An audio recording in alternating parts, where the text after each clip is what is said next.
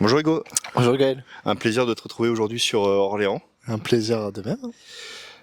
Alors pour commencer, t'es né un certain 1er mars, Et oui. on dira pas l'année Ça va pas l'année. étant donné que tu as un grand âge, évidemment. Évidemment, j'ai un grand âge. Pour être deviner aux commentaires si vous voulez. T'es sportif depuis tout petit, C'est ça. t'es passé par plusieurs sports, notamment par le rugby, Oui. pour commencer. Est-ce que Oui. tu peux me dire pourquoi t'es pas resté au rugby? Alors, c'est une anecdote que très peu de gens connaissent. Parce que généralement, je la raconte pas. Mais oui, ok, je suis passé par le rugby. J'ai dû faire 4 ou 6 mois de rugby, à peu près. Et il s'avérait que j'aimais le rugby. Mais le souci, c'est que j'aimais pas me salir. Alors, voilà. C'est un peu bête. C'est un pour, peu ironique. C'est un peu bête pour quelqu'un qui veut faire du rugby quand même. Parce que bon, salir, D'accord. c'est 99% du sport, donc bon, voilà. Et oui, j'aimais pas me salir, c'est un peu bête de dire ça, mais Ouais, t'as aussi fait du judo, que t'as dû arrêter à cause de problèmes de genoux, malheureusement. j'ai une grande partie maintenant je peux le dire, une grande partie de mon enfance.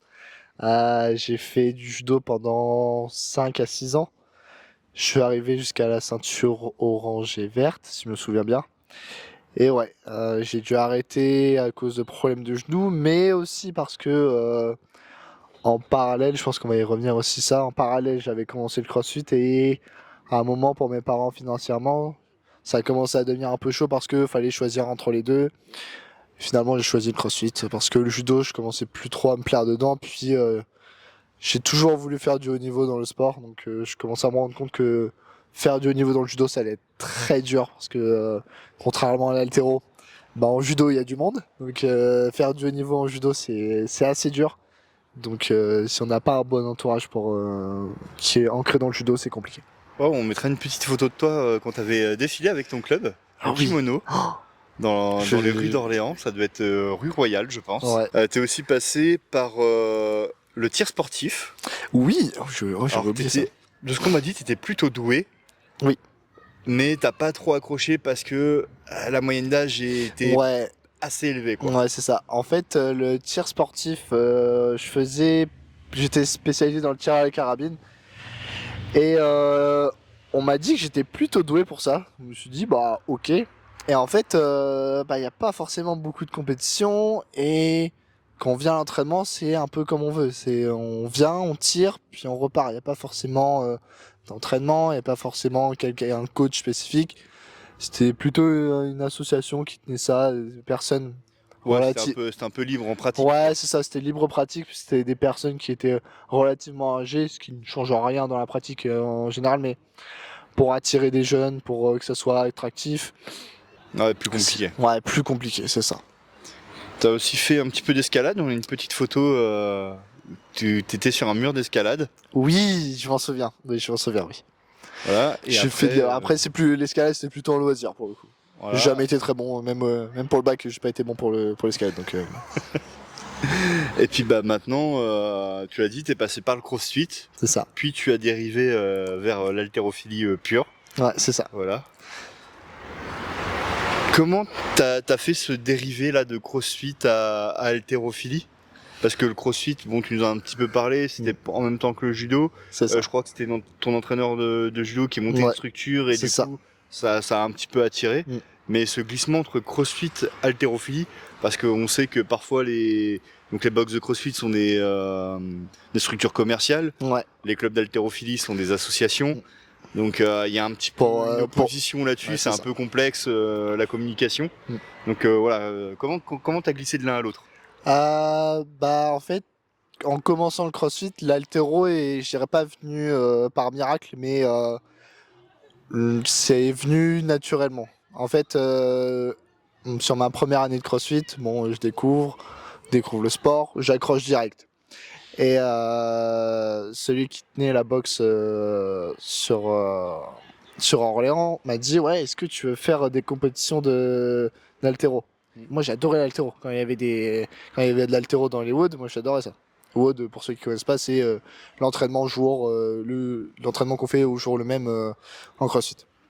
Et quand il y avait de l'haltéro, moi j'adorais ça. Et il me dit bah est-ce que tu veux faire des compétitions d'haltéro et tout? Et Ouais, moi, t'as commencé ouais, comme ça en fait. moi naïf que je suis, je me dis oh ouais, trop cool. Et du coup, j'ai enclenché comme ça l'haltéro. J'ai tenu ce rythme pendant 3 ans où j'ai enchaîné CrossFit et haltéro, où j'avais une séance d'haltéro spécifique par semaine. Ouais. Et voilà, c'est comme ça que j'ai connu l'haltéro. Et fin 2019, la question s'est posée. Parce que j'étais déjà au collège, on commence à arriver vers la 5e, 4e, et tu commences déjà à poser un peu la question de ce que tu vas faire, un peu de ta vie, quoi. Donc Les grandes questions existentielles. les grandes questions existentielles. Donc on s'est posé avec mes parents et tout. Et on arrive à l'année 2020, l'année fatidique. Bon, le Covid, quoi. Et le Covid est arrivé. Je dirais pas à chambouler un peu tout, parce que la question s'était vraiment posée, on commençait vraiment déjà à y réfléchir, et pour moi c'était assez dur de choisir parce que j'aimais vraiment les deux et que je voulais commencer aussi à faire des compétitions en CrossFit, donc le choix était assez dur à faire. Et puis pareil, 4e, après le Covid, du coup on a pris c'est même pas après le Covid, c'est pendant la période du Covid. On a pris la décision avec mes parents que j'arrête le CrossFit pour me consacrer à 100% dans l'haltéro. Parce qu'en parallèle, j'avais déjà fait 2 finales nationales. Donc en fait, j'avais déjà un très gros potentiel à amener vers du haut niveau plus tard. Ça avait déjà été un peu repéré. C'est ça, je le savais pas à l'époque. Non, bien sûr. À l'époque, je le savais pas. Je l'ai appris qu'il y a quelques années qu'en fait en minime, j'étais déjà repéré. La FFHM m'avait déjà repéré, il savait que j'existais, quoi. Oui, voilà. Et il m'avait déjà un peu repéré, et du coup avec mes parents, ouais, on s'est dit bon bah on y va, quoi. On tente l'haltéro, et puis malheureusement il y a le Covid qui est passé par là, donc première année U15, première année U15, année blanche, quoi. Covid, j'ai pas pu, je crois que j'ai dû faire une compétition dans l'année. La deuxième année, pareil, toujours Covid un peu instable, du coup, ça a été un peu compliqué, mais je crois que c'était ma deuxième année U15, c'était 2021-2022, donc c'était là où le Covid commençait un peu à disparaître, où ça commençait à se calmer, et c'est là où j'ai réellement commencé à faire de l'haltéro spécifiquement. Ok, donc le sport a toujours occupé une place importante dans ta vie, finalement. Ouais, c'est ça. Très, très, très importante, au point même que en vacances, tu t'arrêtes pas. Alors, tu fais pas d'haltéro, mais tu vas être très curieux, parce que si c'est l'hiver, tu vas aller faire du ski, tu peux aller faire du VTT, tu peux aller faire du karting, les sports... sport auto, on en reparlera. Sport méca, ouais, t'aimes beaucoup ça. Ça a une très très grande place. Par contre, il y a un sport, t'aimes pas ça. T'aimes pas ça, là c'est la natation. Alors, c'est complexe. Quand j'étais petit, ça m'a fait rire beaucoup, parce que quand j'étais petit, j'avais une terreur de la piscine. Genre, j'étais incapable d'aller à la piscine.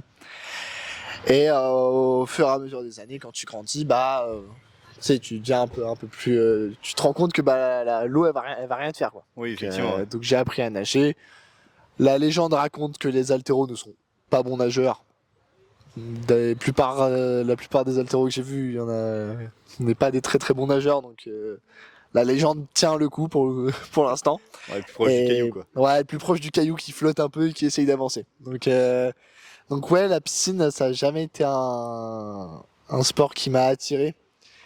Puis surtout, là, plus maintenant, je me rends compte qu'en fait, ça peut avoir des bienfaits pour le corps, que ça peut bien nous aider aussi pour la récupération et tout. Donc ouais, la piscine, ça a toujours été compliqué pour moi. On va basculer un peu sur ton parcours, du coup, haltéro. Donc ta première licence d'haltéro, tu la prends quand tu fais du CrossFit. Ouais, alors pour des raisons évidentes, nous ne pouvons pas citer le nom du CrossFit. Ouais. Est-ce que tu te rappelles de la première compète que tu as fait, du coup?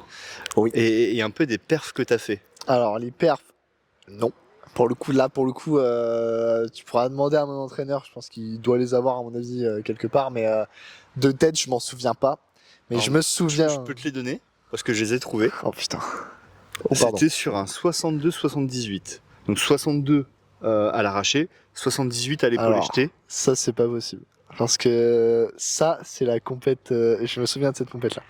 C'était la compète qu'il y avait à Argenton-sur-Creuse. C'était la première compétition post-Covid. Ma première compète d'haltéro, j'avais 8 ans et demi ou 9 ans. C'était au Cercle Michelet, mais pas à l'endroit actuel. C'était à la première salle qu'ils avaient. C'était encore, ouais, c'est encore plus vieux parce que Ça n'a pas dû être informatisé parce que pour le coup, c'est ça. La première que j'ai moi en termes de timing, c'est celle-là. C'est ça. Et pour le coup, la première première vraie compète d'haltéro que j'ai fait, je m'en souviens en plus. C'était quand je faisais encore du crossfit. C'était la vraie première compétition que j'ai fait. Et les perfs, je m'en souviens pas du tout pour le coup. Sûrement un peu moins bien que. Je devais être à même pas 18 kilos et 30 kilos à l'époque, j'étais à mon avis. Oui, après, quand t'as 9 ans, bon, c'est un peu compliqué. Il faut s'y remettre en perspective avec le poids de corps. Ouais. Je faisais, à mon avis, si on compare avec la taille du trépied, je pense que je devais faire un peu plus grand que le trépied. Mais, bon, ça va. Mais ouais, ma première compétition, c'était, je dirais 2017. Et là, la compétition que tu as référée, c'était la première. 2020, ouais. 2020, octobre 2020. Et la décision, pour le coup, pour revenir à la décision qu'on avait prise avec mes parents, la décision qu'on avait prise commençait déjà à être prise. Et on s'était déjà posé la question, est-ce qu'on se penche à 100% dans l'haltéro ou dans le crossfit? Alors depuis, t'es passé sur un vrai club d'haltéro. Oui. Le Cercle Michelet Orléans. Oui. Qu'on salue, bien évidemment. Évidemment, on salue toute l'équipe dirigeante et encadrante. C'est ça. Voilà, dont tes parents font partie. Ah oui. Surtout ma mère. Surtout ta maman, qui a aussi investi au niveau de la ligue. Ma mère qui a investi au niveau de la ligue, voilà. C'est ça, oui. Salut mes parents aussi, qui passent par là. Alors, à l'heure actuelle, tu n'as plus du tout les mêmes barres, puisque cette année, tu as réalisé ton record, c'était aux championnats régionaux à Châteauroux, avec 106 à l'arraché et 139 à l'épaule jetée, donc un total à 245. Ouais. Et mon total... On voit qu'on est bien loin des 140 au total évoqués en 2020. En 2020. Enfin, plus 100 kilos en l'espace de 5 ans. Quoi. Ouais, on va dire 4 ans et demi. Ouais, 4 ans et demi, 5 ans. Et c'est pas négligeable. En sachant que mon record à l'arraché n'est plus 106 kilos. Je l'ai battu au championnat de France il y a quelques jours de ça, ouais. Il y a quelques jours. J'ai fait 107. Voilà. Plus 1, on prend, c'est gratuit. Mais ouais, là, pour revenir, si on peut revenir sur la compétition championnat régional, c'était dernière grosse compétition avant les France, parce qu'après il y avait une petite coupure au niveau des compétitions. Il y avait plus trop tout le mois de mai, il y avait quasiment pas de compétition. Du coup, c'était la dernière grosse compétition avant les championnats de France. Et c'était vraiment cette compétition qu'il fallait réussir pour valider des barres et surtout valider un niveau de confiance avant les championnats de France. Et donc là, ouais, je pense que mentalement, j'ai dû sortir la plus grosse compétition de ma vie. Parce que ça a été... en tout cas, sur le total, c'est ce qui ressort. C'est ce qui ressort. Mais surtout, j'étais déterminé. Puis surtout, je voulais absolument réussir cette compétition parce que j'ai besoin d'être en confiance sur mes barres. Et je pense que mes amis haltérophiles vont être d'accord avec moi. On a besoin d'être en confiance sur nos barres. Et si un haltéro n'est pas en confiance ou autre sportif n'est pas en confiance dans ce qu'il fait, il va pas pouvoir performer. On est d'accord, c'est assez compliqué. Ça a été, cette compétition, c'était vraiment une très très grosse compétition pour ma part. À l'heure actuelle, tu as plusieurs coachs. Alors tu as un coach qui gère ta programmation. C'est ça. Que tu viens voir plusieurs fois par semaine. Pour le coup, c'est lui qui vient me voir, une fois par semaine quand je m'entraîne. Voilà, c'est lui qui vient et ensuite tu te délocalises. Ouais. Donc c'est Didier Farina, le cadre technique de la ligue. C'est ça. Ensuite, tu as les entraîneurs de club qui supervisent la séance. Alors là, il y a plusieurs petites choses qui sont dans le process d'accès au haut niveau. Ouais. Quand on s'entraîne avec un cadre technique qui est là pour faire la performance. Il paraît que parfois à l'entraînement, oui. t'es un peu chafouin et du coup t'es assez sélectif sur ce que t'as envie de faire. Alors, je dirais pas oui, je dirais pas non. Sélectif, non, parce que je fais quand même ce qui est demandé dans la séance. Ah, mais tu vas pas toujours.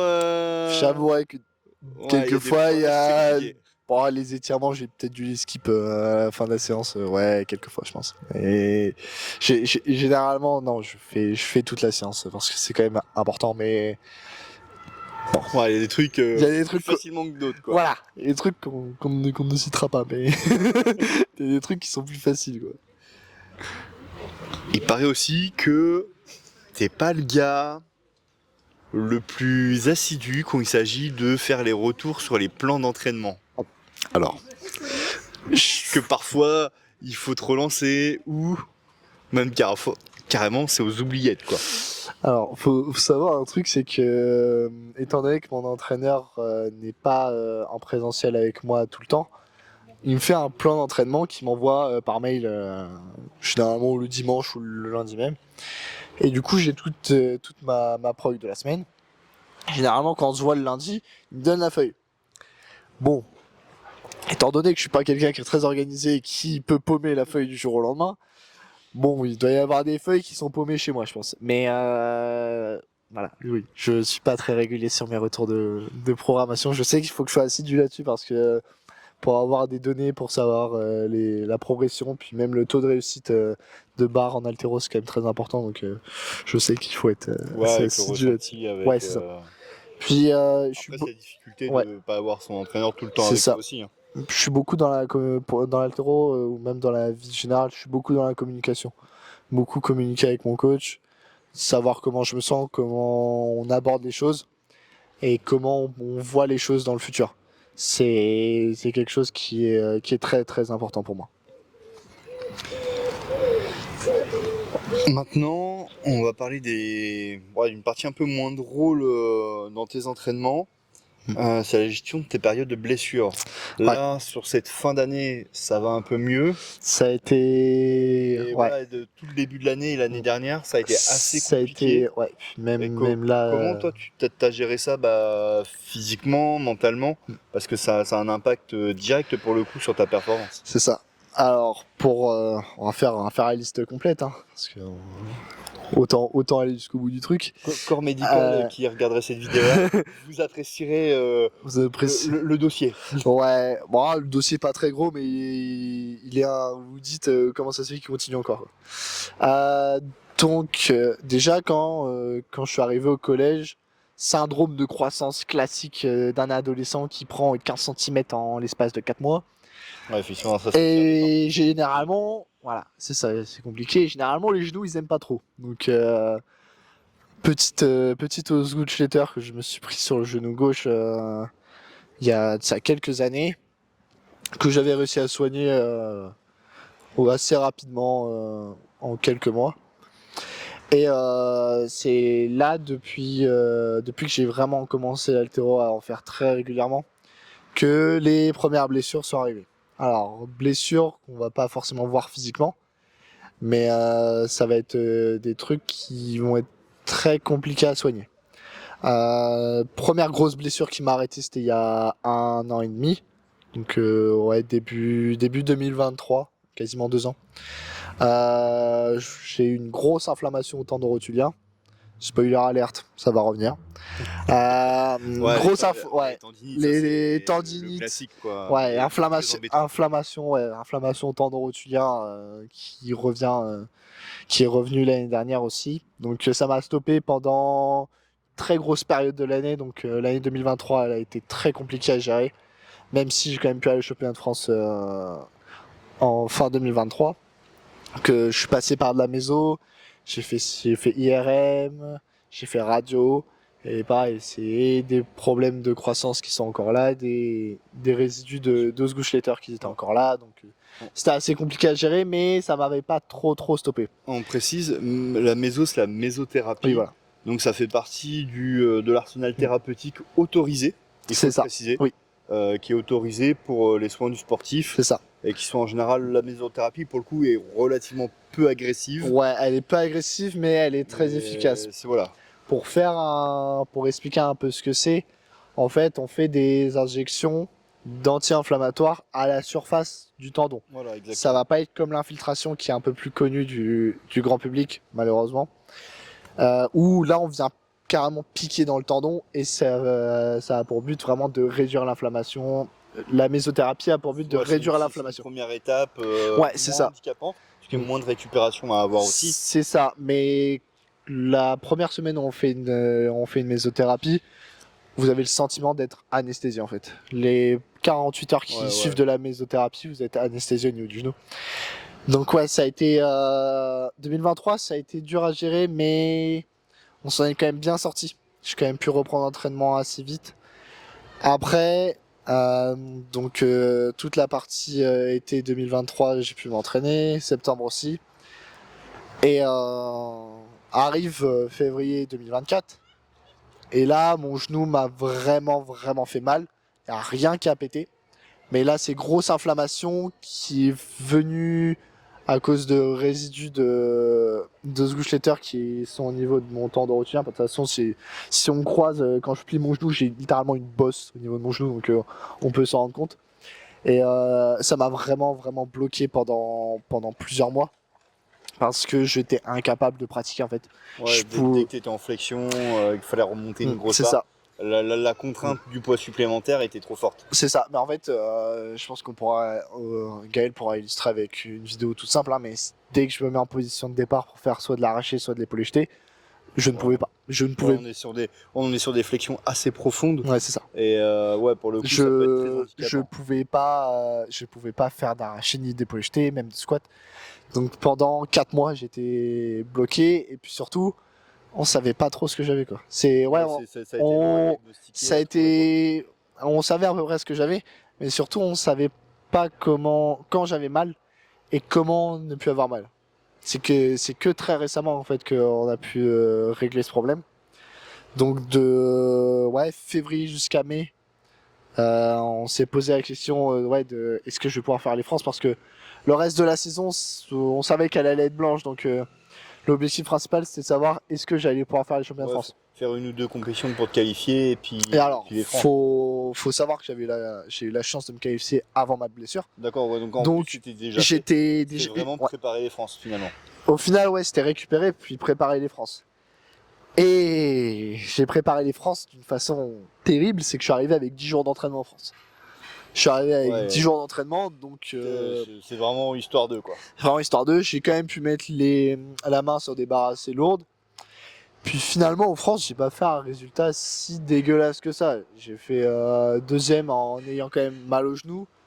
J'ai quand même fait des barres pas trop loin de mes records. Donc pour le coup, c'était pas une compétition si nulle que ça, je dirais. Voilà. Du coup, ça c'était le genou.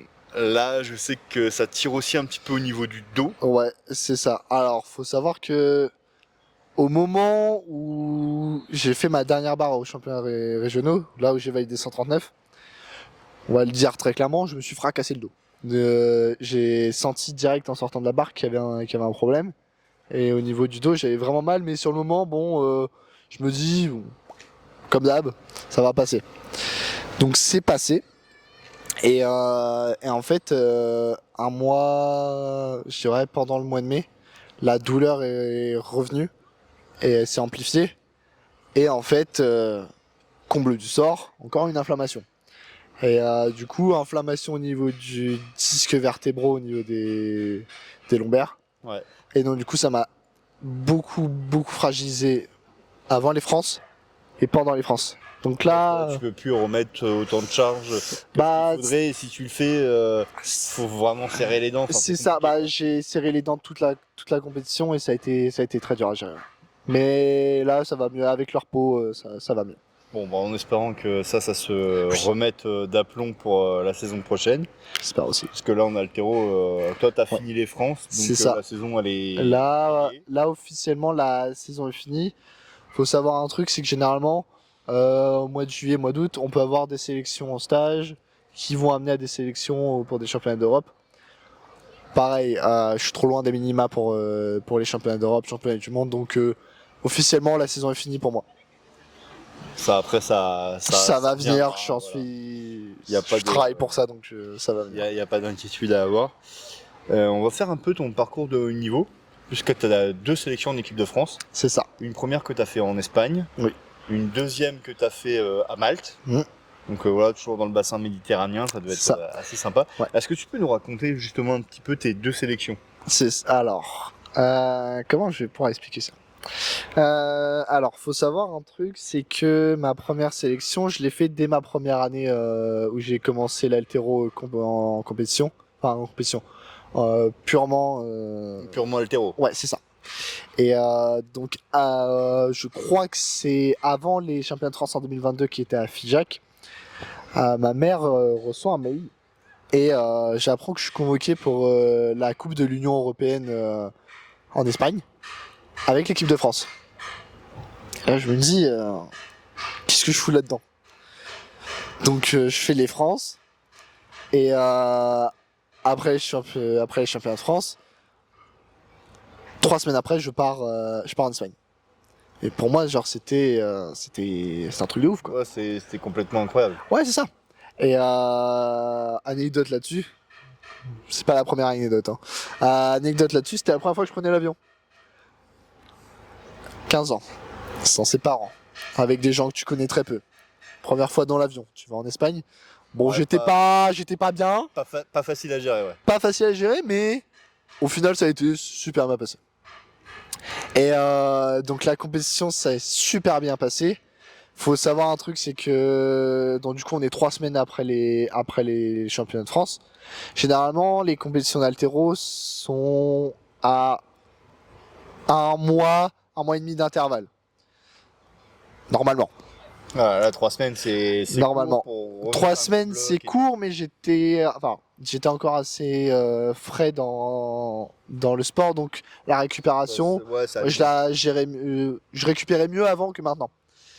Et donc du coup, j'ai fait PR arraché, je fais 90 à l'arraché, j'ai fait 110 à l'épaule jetée, je crois. Et c'est la première fois que tu faisais le double quintal au total. C'est ça, ouais. J'avais fait 90 à l'arraché, 110 à l'épaule jetée. Et donc du coup, je finis 4ème, première compétition internationale, 4ème. Plutôt pas mal finalement. Moi j'étais refait. Hein. Honnêtement, moi j'étais refait. En plus, tu sais, c'est quand même impressionnant quand tu arrives sur une première compétition internationale. Bien sûr. C'est pas des gens du même pays que tu as avec toi. Puis, donc, je précise qu'il y a aussi en haltéro, c'est comme un peu les sports de combat. Il y a des catégories d'âge, mais aussi des catégories de poids. C'est ça. Donc tu peux te retrouver dans la même catégorie d'âge. Pour le coup, alors pour le coup, pour les compétitions comme la Coupe de l'Union Européenne, faut savoir que on tire par catégorie d'âge. Donc il va pas y avoir de catégorie de poids. Même si tout le monde ne fait pas le même poids, ça c'est. Vous êtes vraiment beaucoup plus jeunes. Ouais, on est plus jeunes et puis surtout la compétition ne fonctionne pas comme ça. Ça reste une compétition d'haltéro classique, 3 essais à l'arraché, 3 essais à l'épaule jetée, meilleur total. Mais il y a un classement, nous en haltéro, qu'on appelle un classement à l'IWF. Donc pour expliquer rapidement, c'est le calcul de notre total par rapport à notre poids de corps. Et ça donne un indice. Voilà, avec une formule un peu... Ouais, avec une formule un peu... Qui change selon le poids de corps en plus. Ouais, qui change... à 90 ou à 95 kg, c'est pas la même formule, c'est compliqué. C'est une formule un peu barbare qui est... personnellement qui n'est pas très bien faite, mais qui avantage plus des catégories que d'autres. Mais ça permet de faire un autre classement. C'est un classement différent. Ouais. Et on remercie quand même les Canadiens de nous sortir ces calculs-là. Ouais, c'est ça. Tous les 4-5 ans, il y a un petit réajustement qui est fait. Ouais, c'est ça.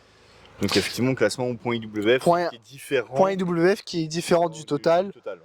Donc pour le coup, ça permet à des plus petites KT de concurrencer des grosses KT qui ont des plus grosses barres. Donc pour revenir au classement, je finis 4ème, moi je suis refait. 4ème, en plus première sélection en équipe de France, première fois que je rencontre un staff d'équipe de France et tout. Ouais, donc pour le coup hyper intéressant. Ouais, c'était super intéressant, puis ça s'est super bien passé. Et faut savoir un truc, c'est que dans cette période-là, avec mes parents, on s'est rendu compte que j'avais vraiment un très gros potentiel. Et même avec mes entraîneurs, même avec la ligue, on s'est rendu compte que j'avais un très gros potentiel. Et se pose la question d'intégrer une structure.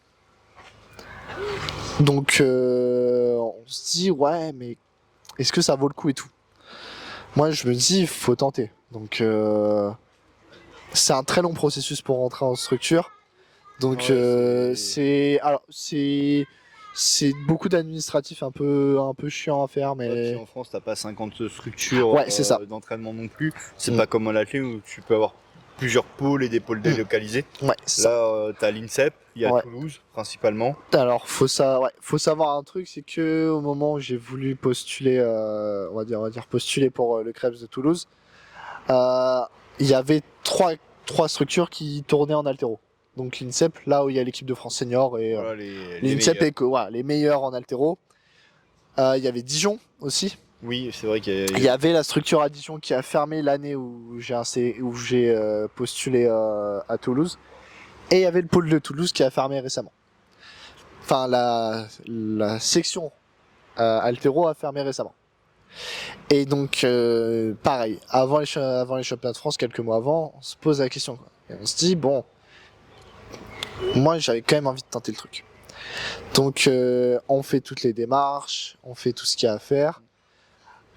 Faut savoir que c'est très sélectif pour rentrer en structure. évidemment, de ce que je me souviens, on était 16 à postuler. C'est des accès au niveau. Ouais, on était 16 à postuler et ils en avaient pris la moitié. On était 9 à rentrer au pôle à la rentrée 2023. Donc on fait toute l'administratif, on fait tout, et donc courant juillet, pendant que j'étais en stage, j'apprends que j'ai été pris au Krebs de Toulouse. Et là, pareil, gamin de 15 ans que je suis, je me dis, tout s'accélère d'un coup et faut y aller, quoi. Ouais, tout s'accélère d'un coup, puis c'est pas Dijon. Dijon, c'est à 3 heures de route d'ici. C'est ça, Toulouse. Toulouse, c'est 6 à 7 heures de route en voiture et 6 heures en TER. Ah ouais, non, c'est pas le même trajet. C'est pas une ligne TGV, donc c'est pas le même trajet. Ah ouais, non, c'est. Mais pas direct. Ouais, c'est pas direct et c'est long le trajet. Et donc tout s'accélère, on commence à. Puis il faut savoir un truc, c'est que j'étais pas déscolarisé, donc il y avait aussi tout le côté lycée, mais ça pour le coup c'était plus le Krebs qui. Ça pour le coup, le Krebs gère bien le truc là-dessus. Fait le lien. Fait le lien avec le lycée, ça pour le coup. Facile, Puis surtout, c'était l'année où je rentrais au lycée, donc pour le coup je pense que c'était l'année où il fallait que j'y rentre, parce que changement de lycée, bon, voilà. Et donc rentrée 2023, j'arrive au Krebs, et là ça a été gros coup dur. D'un côté parce que je me rends compte que ce que c'est le haut niveau en haltéro, et surtout je suis passé d'une charge d'entraînement de 3-4 entraînements par semaine, pas trop régulier, à 5 à 6 entraînements semaine réguliers. Ouais. On s'envoyait à chaque entraînement, et transition très dur physiquement qui s'ajoute à ça. Ouais, c'est ça. En sachant que Orléans-Toulouse, donc le chemin est long, tu rentres pas le week-end, quoi. Je rentre pas le week-end. Je crois que pendant la période où j'ai dû être au Krebs, j'ai dû rentrer 2 fois. Je suis rentré 2 fois chez moi. Ça fait pas énorme, finalement. Ça fait pas énorme. Donc donc voilà. Et au Krebs, j'y suis pas resté toute l'année. J'y suis resté que de septembre jusqu'aux vacances de la Toussaint. Après, je suis revenu sur Orléans parce que j'avais des problèmes personnels, du coup j'ai dû revenir. Et j'ai arrêté le pôle pour le coup. Et puis même, je sentais que physiquement, je pense que si je finissais l'année, je pense que c'est là aussi où mon genou a commencé à me refaire mal. Je pense que mon genou aurait lâché. Donc, c'est possible, parce que c'est une grosse. C'est une très grosse. Alors, c'est fait une grosse différence de charge d'entraînement d'un coup. Mais c'est pas progressif et c'est compliqué à gérer, ça aussi. C'est pas progressif, mais c'est quand même bien amené. Heureusement. Mais c'est ultra bien amené pour le coup. Ça, je remettrai jamais ça en cause. Mais pour le coup, pour tout haltéro qui rêve de vivre de l'haltéro, de s'entraîner régulièrement en haltéro, d'avoir tout un staff médical, un coaching et tout, c'est le rêve. Quand t'es en structure là-bas, tu penses qu'à ça. Tu dors, manges, bois et penses haltéro. Et pour le coup, j'en tire beaucoup de positifs de ça. Et puis surtout, ça te permet aussi de rencontrer d'autres sports et d'autres personnes qui pratiquent aussi du haut niveau. Donc voilà, ça a été une expérience très enrichissante pour moi. Et ça m'a permis aussi de comprendre les attentes aussi que la Fédé a envers les haltéros. Et parce que en haltéro, on a vraiment beaucoup d'attentes vu que c'est pas un sport qui est très médiatisé. Pour rentabiliser le truc, les médailles, il faut aller les chercher. Donc c'est. Ouais, s'il n'y a pas de médaille, il n'y a pas de visibilité. Donc, donc au niveau du ministère. Ouais, c'est ça. Et puis pour même nous, pour les jeunes, généralement, c'est assez compliqué pour d'intégrer du haut niveau. Parce que les minima qu'on nous demande sont vraiment très élevés, mais je pense qu'elles sont bien représentatives du niveau qu'il y a en international. Donc voilà, ça m'a permis quand même de connaître ce que c'était le haut niveau en structure. Puis surtout, vraiment, tu vis ta meilleure vie, quoi. T'as juste à penser à tes cours et juste performer. Ouais, voilà, t'as pas à penser à autre chose, quoi. C'est que ça. Et du coup, comment toi, t'as un petit peu... on sent qu'il y a un peu de déception, même si ça a été une bonne expérience. Ouais.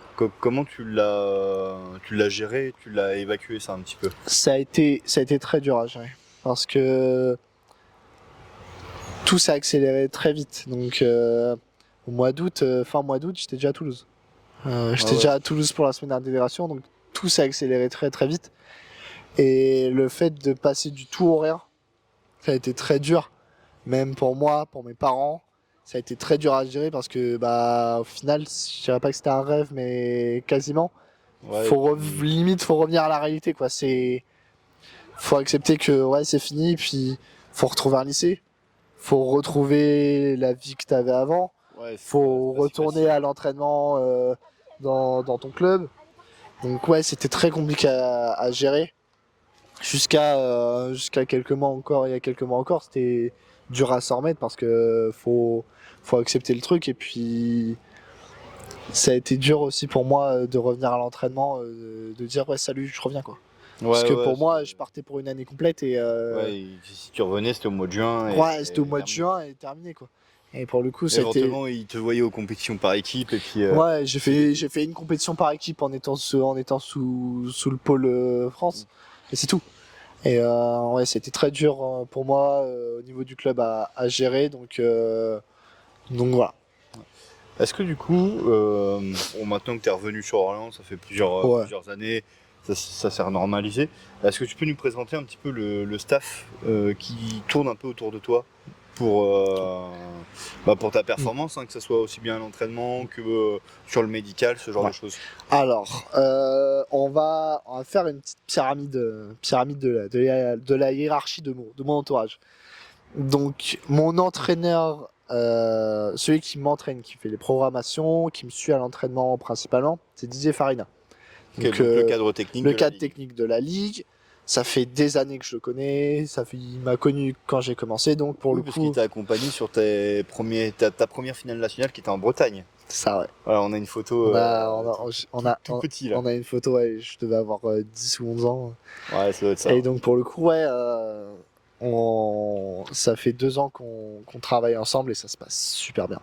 Ça se passe super bien. On se comprend, on a traversé pas mal de moments durs ensemble et beaucoup de moments positifs aussi. Du coup, on se connaît vraiment bien et on travaille très bien ensemble. Donc ça, c'est Didier qui gère mes entraînements. Faut savoir aussi un truc, c'est que cette année, il y avait aussi 2 coachs en parallèle par rapport à Didier.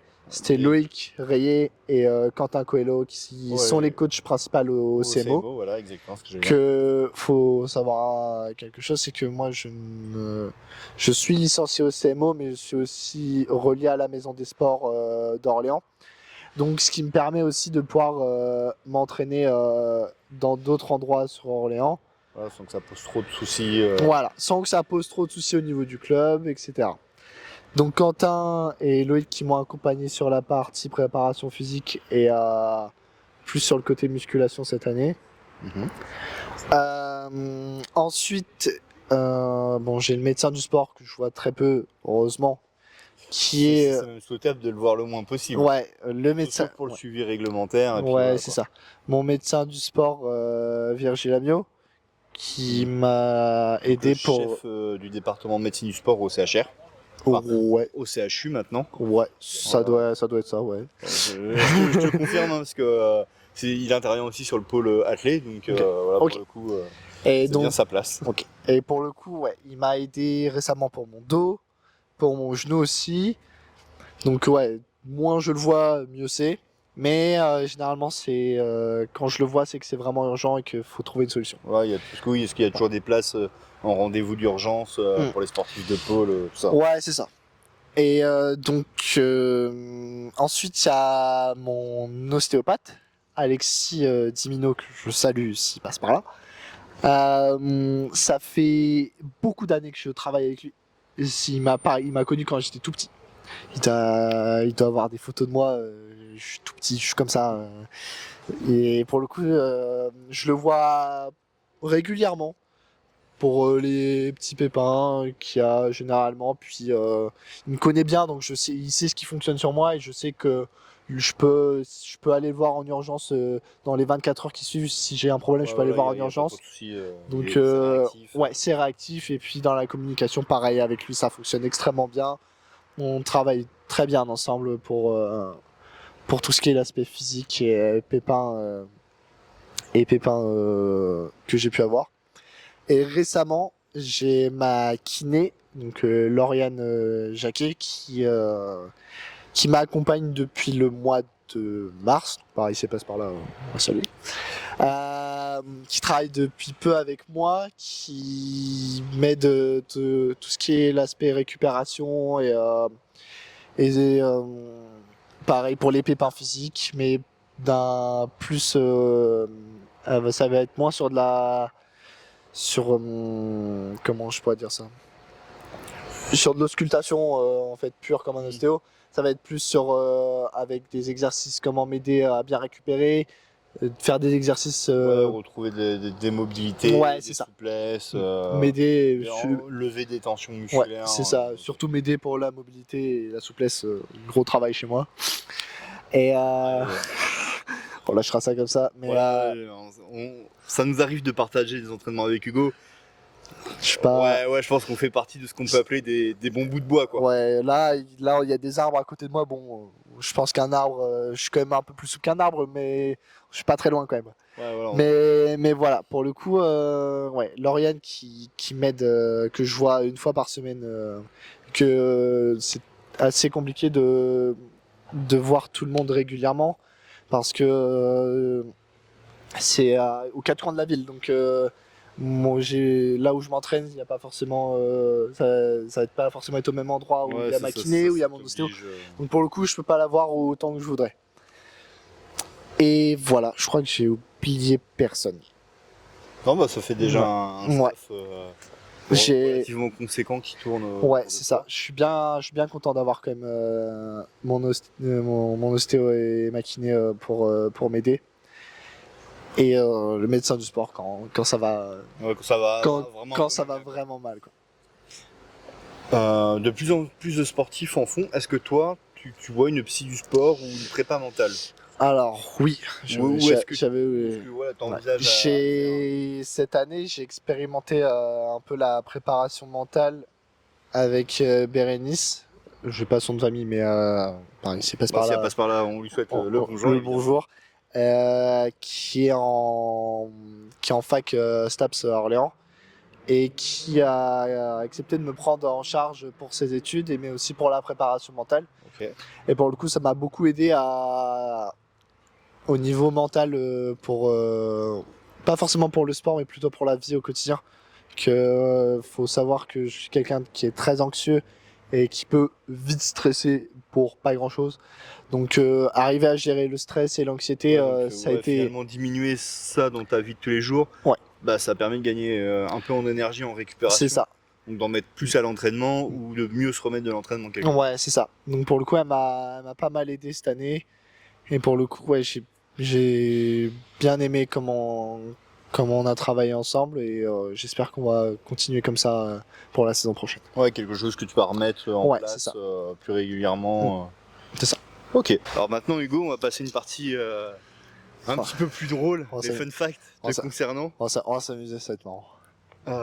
Alors actuellement, on le voit à la caméra, d'un point de vue capillaire, tu es sur un mulet. Je dois avouer que je suis plutôt de l'avis de ta maman, qui est dépitée. Qui est littéralement dépitée de te voir avec un mulet. Il n'y a pas si longtemps que ça, tu avais encore un dégradé qui t'allait, à mon sens, un petit peu mieux. Ouais. Ma mère est T'as dépitée. toujours été instable capillairement parlant? Non, j'ai toujours été sur les mêmes coupes.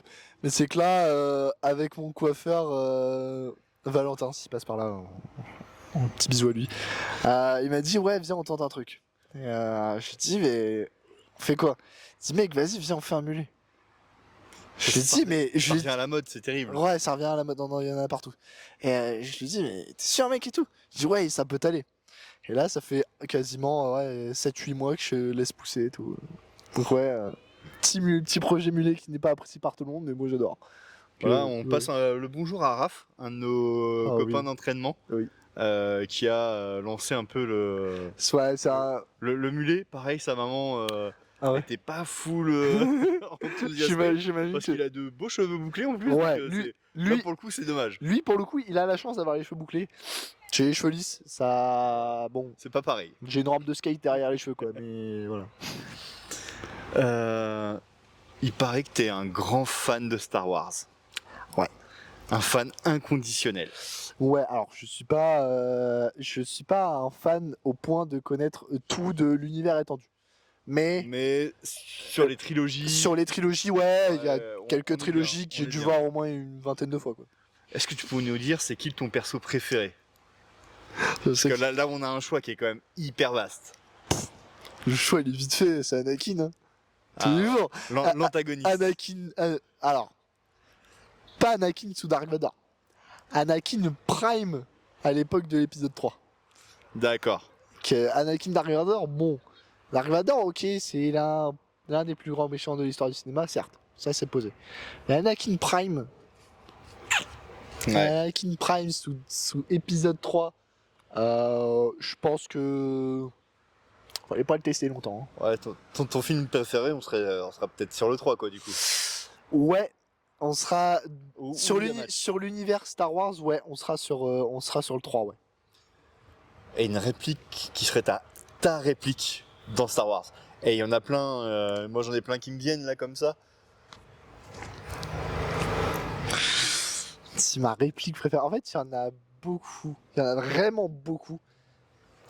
Je pense que ça va pas être forcément une réplique, une phrase elle-même, mais c'est juste la scène où ils sont sur Mustafar et avant qu'ils se battent. Genre Ah oui. le moment où ils tournent en rond, légendaire. J'ai revu le 3 récemment au cinéma, mythique. Pour moi, c'est Ouais, c'est ultra mythique. la scène de combat entre Obi-Wan, qui est le maître, Ouais. et du coup Anakin, Ouais. qui est l'élève. Ok, parce que c'est vrai que Star Wars c'est une source, oui. c'est une source à citation. C'est une source à citation, et puis il y a des mèmes, mais encore au Ouais. jour d'aujourd'hui, il y a des mèmes qui tournent encore grâce à Star Wars. Donc, Voilà, et puis t'as un personnage, Maître Yoda, qui est le Jedi sage par excellence. putain, je sais pas ce que tu vas me sortir là, mais. Voilà non mais George Lucas l'a dit, Ouais. il fait parler un peu à l'envers pour voilà avoir ce côté Très philosophique, mystérieux et posé, philosophique. Faut savoir un truc, c'est que il y a des phrases de Maître Yoda, c'est pas des trucs cons qu'il dit quand même, hein. Il y a des Ah bah trucs, non, il y a mais des trucs, c'est intelligent. Même si ça reste un film, il y a des phrases, elles sont intelligentes, ça hein. reste le personnage sage de la saga pour le coup. C'est ça. T'as aussi une passion pour la guitare. Ouais. Et notamment pour Metallica. Tu peux nous en parler un peu de ça? Alors, faut. T'as commencé petit en plus. Ouais, la guitare, j'ai commencé petit, je devais avoir pareil, 8-9 ans. Ouais, on a des photos de ça. J'imagine que t'as des photos de ça. On ne parlera pas de la période où j'ai commencé la guitare, parce que je n'assumerai jamais ça devant une caméra. Mais pour le coup, ouais, récemment, ouais, gros fan de Metallica, même si pour moi le groupe n'est plus ce qu'il est actuellement. Et Oui, et que après le Covid, le groupe n'est plus. Avant Covid, je pense que j'aurais été voir le groupe. Mais là, même Après, c'est comme tous les groupes style ouais, ACDC, ouais, tout c'est ça. C'est pas forcément déjà de pour le nos coup. période à nous. Alors, Ouais. pas de la tienne. Pas de la c'est mienne, évident. ça c'est évident, mais ouais, pour le coup. Même de la mienne. Même de la tienne, c'est encore un peu short. Éventuellement dans le berceau. Ouais, plus Et la encore, période de et mes je parents. pense Ouais. que c'était un petit peu plus avant. Et Donc, pour le coup, ouais, gros fan de Metallica, j'ai enchaîné des heures et des heures à m'entraîner sur des morceaux. J'ai quasiment joué à peu près beaucoup de morceaux de leur album. Et ouais, Metallica a eu une grosse influence sur mon style de jeu. Mais c'est pas grâce à Metallica que t'as voulu faire de la guitare. Donc c'est pas grâce à Metallica que t'as voulu faire de la guitare. On peut le révéler, ça. C'est sûr, mais de toute façon, je vais pas l'assumer. C'est Kenji Girac. C'est ça, ouais. Voilà. Ouais, bon, maintenant c'est dire. Ouais, c'est gros fan, je l'ai vu 3 fois en concert. Ouais, gros fan, et surtout, pas spécialement le personnage lui-même, parce que bon, pas forcément lui qui m'attire, mais surtout le style de jeu de guitare qu'il a. Ouais, quelque chose de très rythmé, très ambiancé. Ouais, c'est ça. Et pour le coup, même encore aujourd'hui, je ne sais pas jouer comme lui, donc je ne sais pas jouer ce style de musique, donc c'est. Ouais. Même encore aujourd'hui, j'écoute son premier album parce que il est juste trop bien. Et voilà. Alors, ça t'arrive régulièrement de te déplacer en compétition, de faire des gros trajets. Ouais. Pour des championnats par équipe, pour. Ouais. J'ai beaucoup de chance pour le coup parce que pour les. Nationales, ouais. Il y a juste pour les finales nationales où j'ai généralement des gros trajets. Après, dans la région, c'est souvent 1 à 3 heures de route grand max. Ouais, ça reste assez Ça, acceptable. ça reste acceptable, mais c'est juste pour les grosses compétitions nationales où j'ai des déplacements. Ouais. Pareil, tu t'endors très facilement en voiture. Oh oui. Voilà. Je m'endors facilement. Ah, je sais qui t'a envoyé la photo. Donc là, on a une photo. Je te la montre. Vous allez la voir à l'écran. Voilà. Donc Anthony. Un de nos amis, Anthony Michel, qu'on salue. Un de nos amis en commun qui nous a. Fais gaffe, je sais où t'habites. Je sais où t'habites tantôt. Je peux très vite débarquer chez toi. On s'entraîne tous ensemble, donc il n'y a pas de souci. Voilà, il m'a envoyé ça, là, ça date de quand t'es allé aux France ouais, c'est ça. le week-end dernier. Hein. Ouais, c'est ça. C'est là, quoi. Ouais, et pour le coup, ouais. Quand tu m'as lancé que je dormais très vite en voiture, je me suis dit, c'est sûr, il a cette photo. Voilà, donc merci Anthony, parce que celle-là, je l'aurais pas eu de moi-même, parce que j'ai pas fait le déplacement du coup. Et un fun fact, alors fun fact, ça fait plutôt partie de tes routines, mais ancré de chez ancré. Ouais. En compétition, tu manges tout le temps la même chose. Ouais. C'est incroyable, ta mère m'a dit, c'est tout le temps ça. Alors, vas-y, fais-nous le descriptif. Vous allez voir, les sportifs qui sont très nutrition, vous allez péter un crâne. Vous allez, même récemment, j'ai oublié de citer une personne aussi dans mon entourage au niveau sportif. Vas-y. C'est Solène, une amie très proche de moi qui s'occupe récemment de ma nutrition depuis peu. Donc voilà, si elle passe par là, je la salue. Et elle a du boulot, je préfère vous le dire. Ouais, quand on a commencé, elle m'a dit ouais, tu vas manger quoi. Vu que je dois prendre du poids et tout, elle m'a dit ouais, tu vas manger. Donc ouais, je la remercie beaucoup parce que c'est la première fois que j'ai commencé un suivi diététique, donc je la remercie beaucoup pour ça et c'est une amie à moi en plus. Mais ouais, du coup, Donc ouais, pour compétition. Hein, en fait, j'ai été influencé par Teddy Riner surtout parce qu'il lui-même dit, il a tout le temps les mêmes choses pour aller en compétition. Il a tout, même s'il les mange pas. Ça t'as une routine, ça. Ouais, c'est ça. Donc faut savoir un truc, c'est que pour ma compétition, généralement ce que j'ai dans mon sac, on va faire le sac de ma compétition. Bon, à part les affaires pour ma compétition, etc.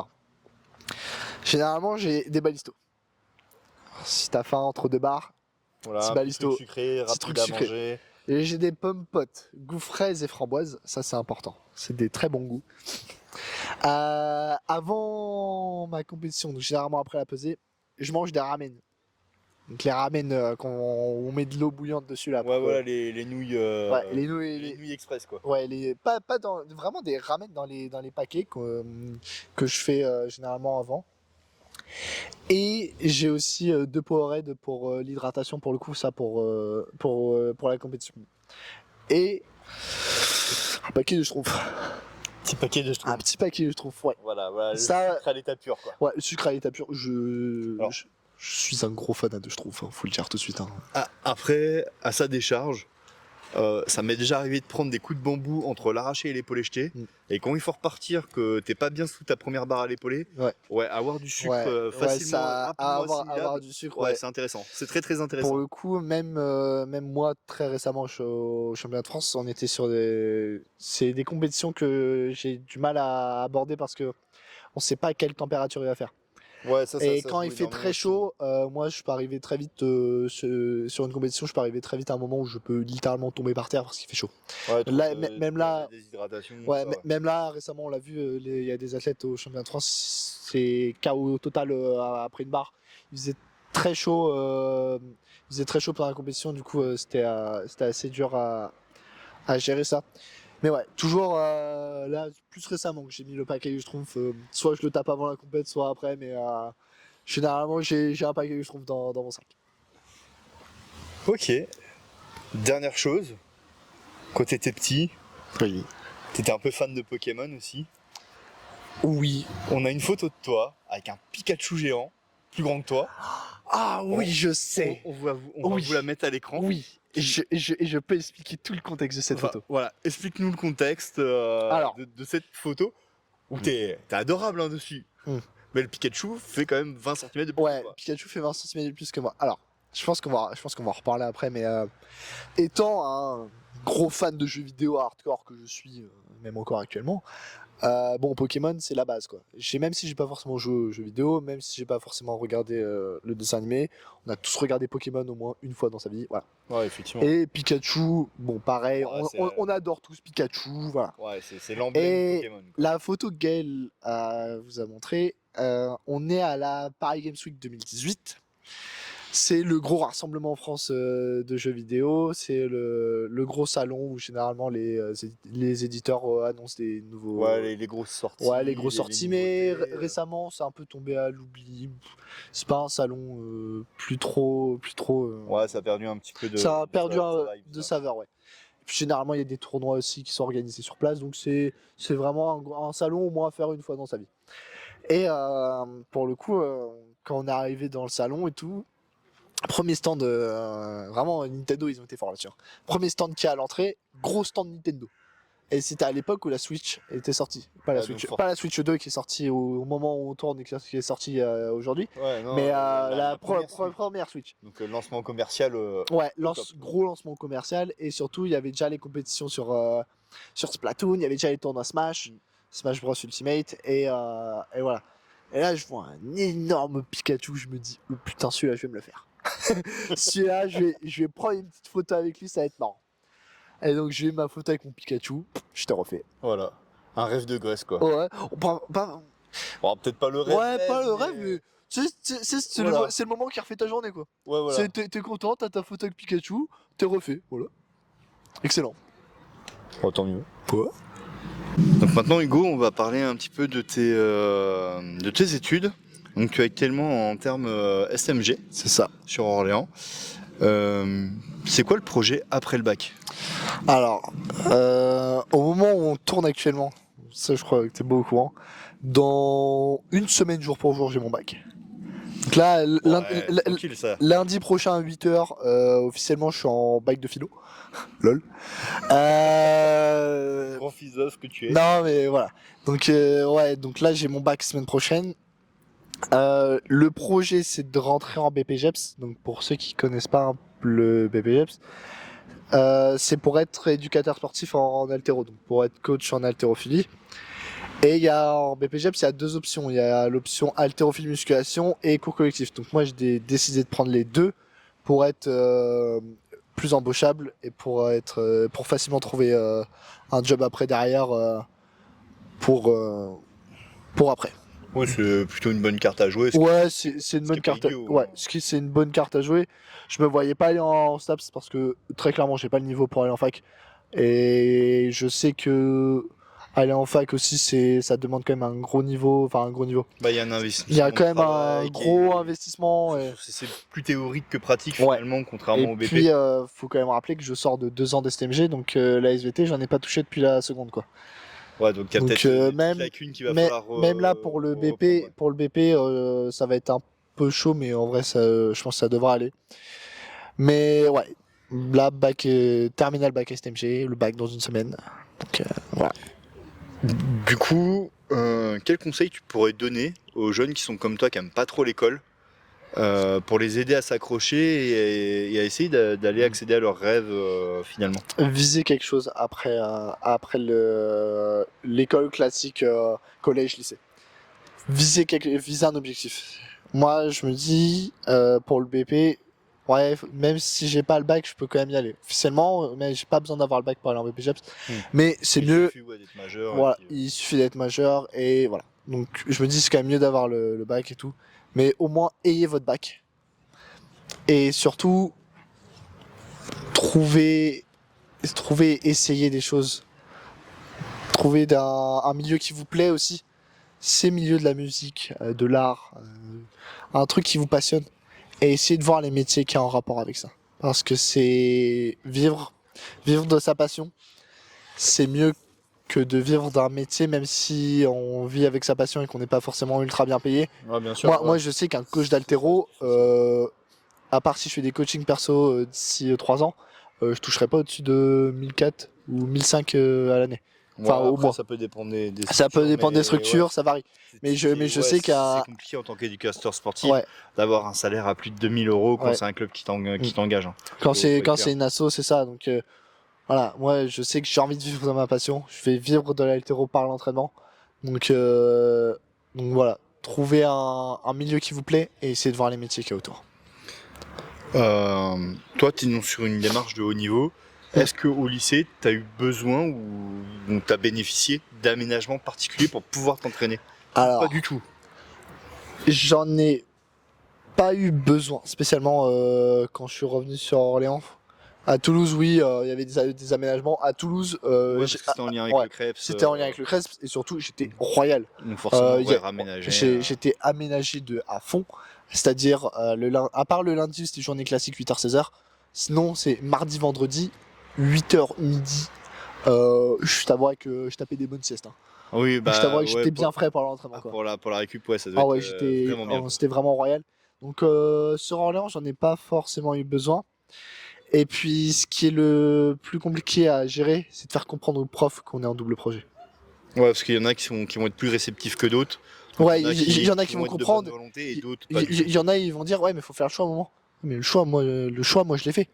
Le choix, c'est le haut niveau. Et c'est mon double projet. Vous acceptez ou pas, j'en ai rien à faire. Honnêtement, moi, je vis de mon double projet. Vous me dites, ouais, mais faut qu'il fasse leur choix et tout. Moi, le choix, il est déjà fait, il changera pas. Et pour le coup, ça a été plus compliqué en première de faire comprendre aux profs que même si les résultats suivaient et tout. Ouais, alors que pourtant dans ton lycée il y a le pôle escrime. Il y a le pôle escrime. Mais le problème, ils ont des aménagements. Ils ont des aménagements, mais c'est pour les générales. C'est pas pour les SMG, donc pour les filières pro. Donc ouais, j'ai pas forcément eu une nécessité d'avoir un aménagement, même si j'avais eu des aménagements. Pour pouvoir maquiner plus souvent, être mieux pour mes entraînements. C'est sûr que ça aurait été bénéfique, mais j'en ai pas forcément eu besoin. Ouais, t'arrivais quand même à allier. J'arrivais quand même à allier, et puis j'ai jamais eu des emplois du temps à faire 8h, 18h tous les jours. Ouais. J'ai quand même eu des emplois du temps qui étaient assez cool, à part cette année où j'ai fini une fois à 18h le mardi. C'était un peu relou ça, mais bon, c'est pas grave. Maintenant, on va parler un petit peu de ton entourage. Très grosse partie de ma vie, ça. Voilà. T'as un lien très très fort avec ta famille proche, donc tes parents, tes grands-parents, ton frère. Ouais. T'exiges même la présence de tes parents à tes compétitions. Ouais. Alors. Surtout les très importantes. Ouais. Cette année, j'ai réussi à faire l'impasse sur une compétition parce qu'il y avait un déplacement à faire, mais bon. Maintenant, c'est devenu quasiment une habitude qu'ils viennent à mes compétitions. J'exige la présence de mes parents parce que c'est bien d'avoir ses parents avec soi en compétition.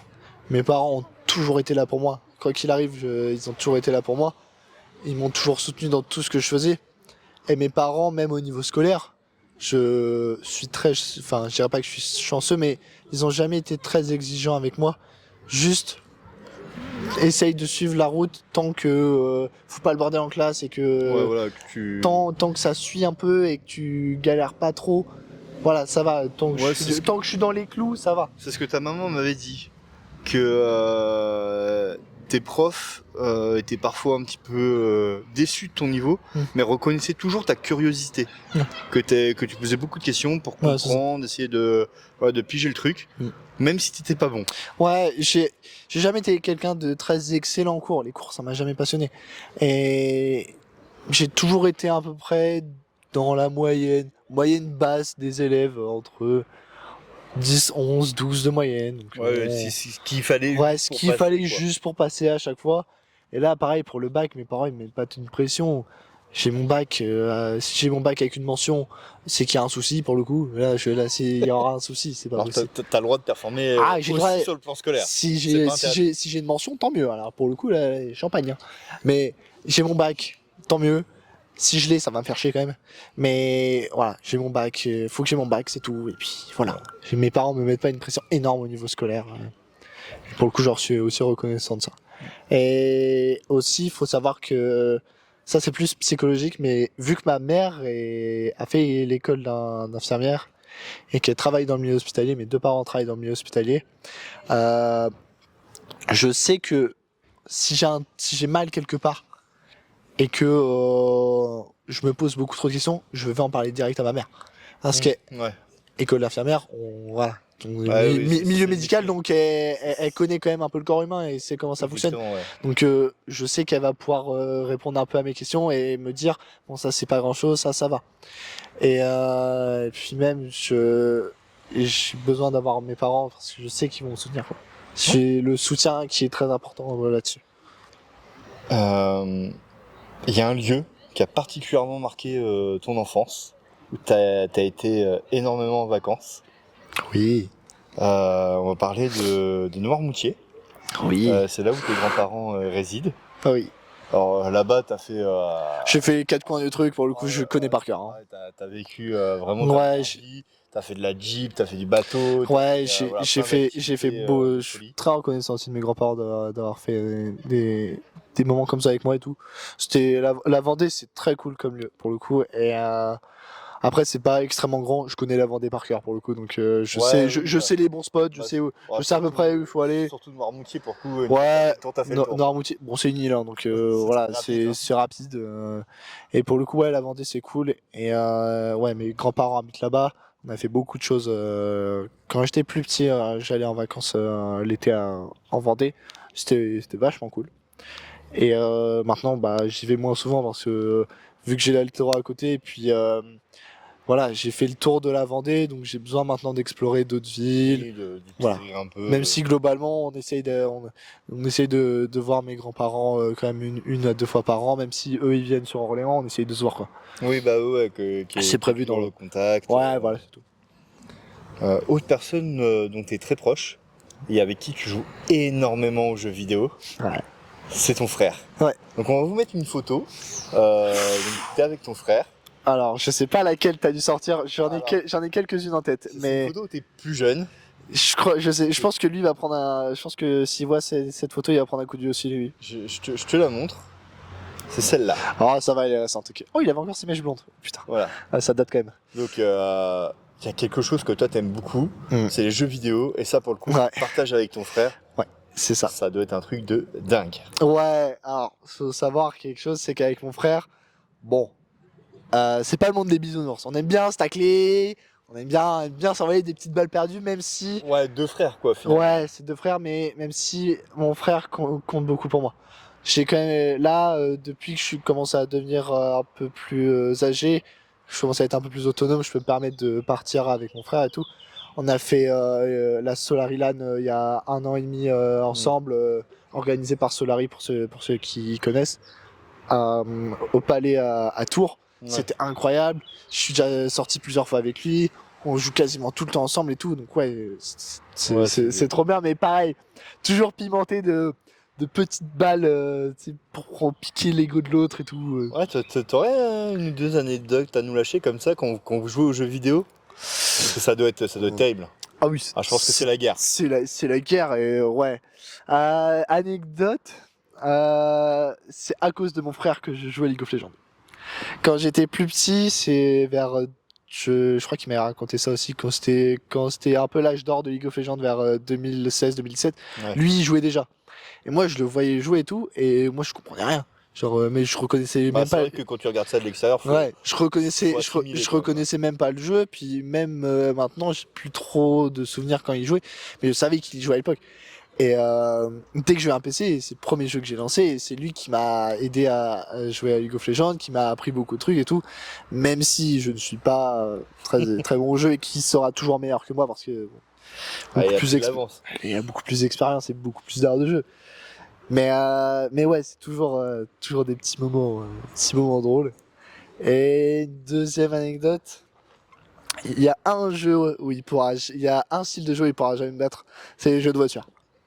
Parce que moi, je pense qu'on va en venir après, moi étant un gros fan de sport automobile, j'ai typiquement acheté un volant chez moi, un volant pédale et tout, Ouais, et j'ai des heures et des heures sur des jeux de simu et tout, donc typiquement il pourra jamais me battre dessus. Je suis trop calé sur ça, donc vraiment il pourra jamais me battre dessus, et ça changera jamais. Et voilà. Hein. Ouais, parce que, on le rappelle, t'es un grand fan de sport automobile, Mm. notamment Formule 1. Notamment Formule 1. Sur la photo, Voilà, pour les connaisseurs, sur la photo que vous avez vue, j'ai le maillot Mercedes de 2021, je crois.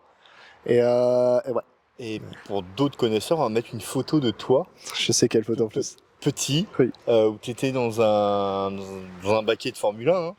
On peut pas dire mieux que ça. Elle était surlevée, probablement sans les roues. Ça, on le voit pas sur la photo. Alors, je vois pas c'est Alors, lequel. celle-là, tu vas pouvoir la redécouvrir en regardant la vidéo, Hugo. Ok. Parce que je vais pas te la montrer. Ok. Je te ferai la surprise. Je vois pas c'est lequel, mais ouais, ok. À titre indicatif, Hmm. la Formule 1 était noire avec des parties dorées. Ah oui, mais c'est un simulateur ça. Voilà, mais Oui. on a un simulateur, mais Ouais. ça ressemble à une vraie Formule 1 pour le coup. Je calais déjà les meilleurs chronos de la journée sur le simu. Voilà. Et vous verrez, il était pas vieux hein, sur la photo. J'étais pas vieux et ouais, et même récemment, j'ai eu pour joindre ça la partie simu, j'ai eu la chance d'aller en Italie avec mes parents l'été dernier. Donc l'Italie, qui dit Italie dit Ferrari, qui dit Ferrari dit Maranello. On est allé au centre Ferrari là-bas. Et pour l'anecdote, donc on arrive, le musée incroyable, pépite, et il y a une partie simu. Et passage obligé, bien évidemment. Je crois que j'ai même, je crois que j'ai même la vidéo qu'ils avaient pris. Je te l'enverrai si tu veux. Et il y a quelqu'un qui nous aide à monter dedans, qui nous explique. Et donc il me pose la question en anglais. Donc ouais, est-ce que t'as déjà fait du simu et tout? Je dis ouais, mais bof, pas trop. Donc il m'explique tout le truc et tout. Moi, j'ai enlevé toutes les assistances. Je fais mes tours et tout. Et à la fin il me dit You have a drive in your house? Je lui dis Yes, I have a simulator in my house, yes. En fait, le mec était complètement choqué parce qu'il a dit Ouais, je roule pas trop, mais tranquille quoi. En fait, voilà, Ouais, j'étais le seul mec à vraiment être hardcore sur le simu. Tu l'as mis à l'envers quoi. Ouais, honnêtement. Et pour le coup, ouais, globalement, le sport a une grosse partie, c'est une très grosse partie de ma vie. Que ça soit regarder les sports, même récemment, Roland Garros, moi j'ai regardé les premiers et deuxième tours. Finale dames et hommes, j'ai vu. Honnêtement, Ouais, ça c'est vraiment. ouais, là en ce moment, il y a les Critérium de Dauphiné en vélo, je regarde aussi. Mois de juillet, ça va être le Tour de France. Les posts Instagram, ils vont défiler. Hein. Donc, Ouais. voilà, ouais. C'est. Et d'ailleurs, en parlant de sport, c'est un peu le but de l'interview, mais Effectivement. l'été dernier, en France, on a eu le plus bel événement au monde en Ouais. sport. C'est ça. Je suppose que tu l'as suivi, mais en long, en large et en travers. Ouais. Alors. Est-ce que tu peux nous dire, est-ce que ça t'a fait rêver? Ouais, ça m'a fait extrêmement rêver. Faut savoir un truc, et je pense que ça va être un de mes regrets dans ma vie. J'ai pas pu y aller au jeu de Paris parce qu'on a dû faire le choix avec mes parents de soit aller au jeu, soit partir en Italie. Bon, ça m'a pris, je l'ai encore un peu là, mais bon, partir en Italie c'était incroyable, donc je regrette pas. Voilà, Mais vraiment, la remontée de Léon Marchand aux 200 mètres papillon sur le retour, moi je l'ai vécu, mais j'étais avec ma mère. on était fous, hein. Mais mon père dormait à ce moment-là. La finale était tard le soir, donc mon père dormait. Mon père était en train de dormir. Nous, on était complètement fous avec ma mère. Ah bah, Pareil. C'était des journées Ah ouais. entières devant la télé. Le record olympique de Mundo Duplantis sur la perche, pareil, on l'a vécu. Incroyable. Ouais, et pourtant, il était clairement annoncé. Enfin, Ah oui, je veux dire, on s'y attendait, mais c'est toujours pareil. on s'y attendait. Pareil, 100 mètres homme sprint vu. J'ai regardé tous les plateaux en altéro. Je crois que j'ai dû louper un plateau encore. Allez, j'ai dû louper un plateau. Altéro, j'ai tout regardé. Pauline Ferrand-Prévot, finale vu aussi. Homme, pareil. Ouais, on a brillé. Enfin, On a brillé. Et je pense que ce qui m'a le plus marqué, c'est Léon Marchand et surtout l'humain qu'il est, quoi. C'est vraiment, c'est vraiment le cliché. C'est le petit bonhomme un peu timide qui s'entraîne dans son coin et tout. Pas n'importe qui pour en entraîneur. Pour les connaisseurs, il a l'ancien entraîneur de Michael Phelps. Là, qui a fait juste un nombre de médailles incalculable. L'un des plus grands sportifs des Jeux Olympiques de tous les temps et le GOAT absolu de la piscine et de la natation en général. Et pour le coup, Léon Marchand, ça a marqué beaucoup de personnes. Et puis ça a été un très grand événement. Je pense que je m'en souviendrai longtemps. La cérémonie d'ouverture aussi, celle-là, je suppose que comme moi, tu l'as regardé en direct. On l'a regardé en direct à la télé. C'était un moment long. C'est la première fois que je l'ai regardé en entier comme ça. Parce que bon, c'est vrai que quand c'est à Rio, à Tokyo, c'est un petit peu long quand même. On va pas se le cacher. C'est ça. Et puis c'est surtout le décalage horaire. Parce que Rio, on a 6-7 heures. Tokyo, tu prends la même chose. Ouais, c'est ça. Donc là, pour une fois qu'on pouvait suivre ça à notre horaire, ça nous allait bien quelque part. Et puis moi, c'était les premiers Jeux Olympiques que j'ai vraiment suivis. Rio, j'avais encore un petit peu jeune j'avais 11 ans. Pour les suivre et te rendre compte. Tokyo, bon, décalage horaire évident pour Tokyo. Voilà, un enfer. Moi, je me rappelle que j'étais en Bretagne en vacances avec ma famille, on les suivait. Enfin, moi, je les suivais, mais je mettais le son pas trop fort pour pas qu'on m'entende. Et pareil, Tokyo, j'ai pas pu regarder. Et Paris, c'est les vrais premiers Jeux Olympiques que j'ai pu regarder à la télé. Puis t'allumes France 2, tu laisses ça toute la journée, tu vois plein de sports. Et puis moi, je pense que le moment qui m'a le plus marqué, c'est avant les Jeux. C'est à l'annonce d'Antoine Dupont qui dit je me prépare pour les Jeux en rugby à 7. Faut savoir un truc, c'est qu'Antoine Dupont, c'est un spéquinziste à la base. Il a jamais fait de 7 avant. Mais il a des qualités extraordinaires. Il a des qualités extraordinaires. Et puis on savait qu'il allait se passer quelque chose. Avec Antoine Dupont, on savait qu'il allait se passer quelque chose. Il s'est passé quelque chose. Et il s'est passé quelque chose. Au moment de la finale, je crois qu'ils ont joué contre les Fidjiens. Les Fidjiens contre qui ils avaient perdu en phase de poule. Oui. Ils les retrouvent en finale. Et pour le coup, les Fidjiens qui avaient, sur les 3 premières éditions du rugby à 7, pris à chaque fois la médaille d'or. C'est ça, c'est les triples champions olympiques invaincus. Ou double champions olympiques. Double parce que ça a été introduit à Rio. Et pour le coup, ils sont fait rouler dessus, les Fidjiens. Ils ont pas vu le jour. Quand il y a le petit martien qui débarque, qui dit coucou, c'est moi le meilleur joueur du monde en 7 et en 15. On va gagner. Parce qu'en plus, cette saison-là, Antoine Dupont gagne le top 14 avec Toulouse. Il gagne la Coupe d'Europe. Ils sont champions du monde à 7, champions olympiques à 7. Ouais. Finalement, la seule chose. Il avait fait quart de finale à la Coupe du Monde à 15. Je l'ai encore la transformation. Voilà. C'est la seule chose que finalement, il l'a pas eu. Et c'est ça. Ce palmarès-là, ce quadruplé à refaire, on va pas se cacher. Personne va le refaire. Ça va être très compliqué. S'il avait mis la Coupe du Monde, il aurait été intouchable. Il aurait été intouchable. Et puis, je pense que c'est l'un des plus gros moments qui m'a marqué. J'ai juste un regret, c'est que j'ai pas suivi le cyclisme homme. La course qu'il y a eu, je sais qu'il y a eu une ambiance énorme. Avec les Français qui font 2 et 3 avec les Français qui font 2 et 3. Et la finale de BMX, je l'ai vue. Ouais, la finale de BMX, elle était extraordinaire, je l'ai vue. Mais c'est juste, le cyclisme homme, j'ai pas pu regarder. Après, bon, il n'y avait pas Poggi au départ, donc bon, j'étais un peu moins intéressé que Remco qui a survolé la course. Mais bon. Ouais, puis avec cette photo iconique, où Ouais. il laisse son vélo. Ouais, la photo avec la photo est incroyable. enfin, elle est incroyable. Mais ouais, Paris, je pense que tout le monde va s'en souvenir par un beau bout de temps. J'espère. Ouais, j'espère aussi. Si le ministère a décidé de faire des mauvais choix, mais on n'en parlera pas dans cette interview.